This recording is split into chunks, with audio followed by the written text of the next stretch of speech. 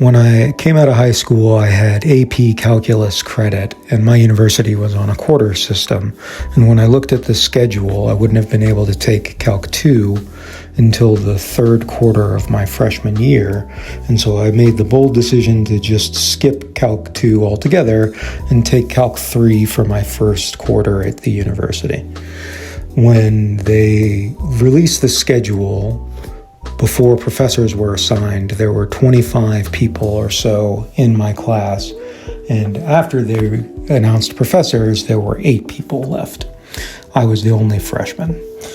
I found out this was because the professor who had been assigned to teach my class had a history of just failing entire classes, but because he had tenure, he was able to stick around. He also had a well-known mean streak.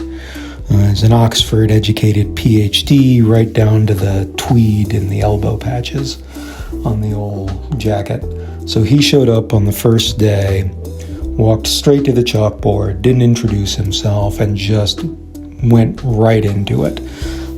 Just full-bore Calc 3, here we go.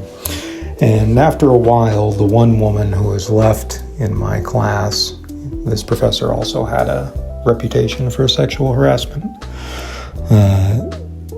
raised her hand and asked a question of, could you please explain the steps that you skipped over there on that earlier board?